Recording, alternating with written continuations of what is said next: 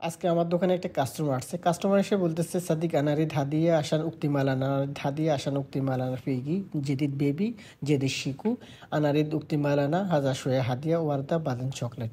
আমার দোকানে আজকে একটা কাস্টমার এসে আমাকে বলতেছে আমার বোনের একটা ছেলে হয়েছে, তার মানে আমার ভাগিনা। আমি এখন কিছু ফ্লাওয়ার্স এবং কিছু চকলেট গিফট করতে চাই। তো আমি এই ফ্লাওয়ার বাস্কেটটি নিতে চাই। তার মানে আপনারা দেখতেছেন আমি যে ফ্লাওয়ার বাস্কেটটি রেডি করতেছি, মূলত এটা আমার কাস্টমার অর্ডার ছিল। যাই হোক, মূলত যে কাস্টমারটা আসছিল সে আমাকে খুব তাড়াহুড়া করতেছে, সে অনেক হ্যাপি, অনেক খুশি। তো বলতেছে আমি এই ফ্লাওয়ার্স এবং চকলেটগুলো গিফট করতেছে আমার বোনকে। তো সে কি করলো, তার বোনের নাম্বারটা দিয়ে গেল। সে বলতেছে আমাকে এটাকে ডেলিভারি দেওয়ার জন্য এই আইটেমগুলা। কিন্তু সাথে সে কি করলো, 100 রিয়াল তাকে গিফট করলো। 100 রিয়াল যেটা ওমানের রিয়ালে 100 রিয়াল যেটা বাংলাদেশি টাকা কনভার্ট করলে 30,000 থেকে 32,000 টাকার মতো হয়।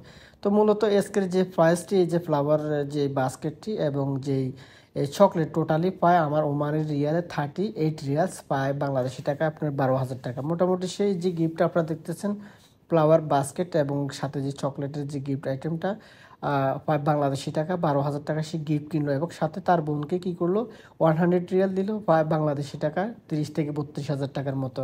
তো আসলে আরাবিয়ান দেশগুলোতে ফ্লাওয়ার্স এবং চকলেটের অনেক অনেক বেশি চাহিদা থাকে এবং তারা কী করে, তাদের আত্মীয় স্বজনের মধ্যে কারো যদি বেবি হয়, নতুন কোনো বাচ্চা হয়ে থাকে, তো তারা কী করে বেশিরভাগ ফ্লাওয়ার্স এবং চকলেট এবং সাথে কিছু টাকা পয়সা আত্মীয় স্বজনের মধ্যে এরা গিফট করে থাকে। তবে নতুন বেবি এবং বাচ্চার ক্ষেত্রে এই জিনিসটা শুধু আরাবিয়ান দেশে না, এটা আমাদের বাংলাদেশে অনেক বেশি চাহিদা। বাংলাদেশে দেখা যাচ্ছে হয়তো ফ্লাওয়ার্স বা চকলেট এই জিনিসগুলো গিফট করা হয় না।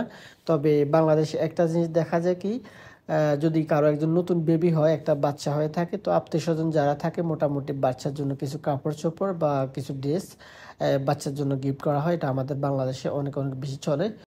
যাই হোক, প্রিয় দর্শক শ্রোতা, আপনারা দেখতেছেন আজকে যে ফ্লাওয়ার বাস্কেটটি, মোটামুটি আমার ফ্লাওয়ার বাস্কেটটি কমপ্লিট হয়ে গেছে। আমি ফ্লাওয়ার বাস্কেটে আমি যে ফ্লাওয়ার্সগুলো ব্যবহার করলাম, মূলত আপনারা দেখতেছেন ইয়েলো যে সানফ্লাওয়ার্স, আমি সানফ্লাওয়ার ব্যবহার করলাম এবং সাথে ইয়েলো রোজ এবং হোয়াইট ফ্লাওয়ার্স এবং কিসানদিমাম ফ্লাওয়ার্স। মূলত এই ফ্লাওয়ার্সগুলো দিয়ে আজকে আমি ফ্লাওয়ার বাস্কেটটি কমপ্লিট করলাম, ডিজাইন করলাম।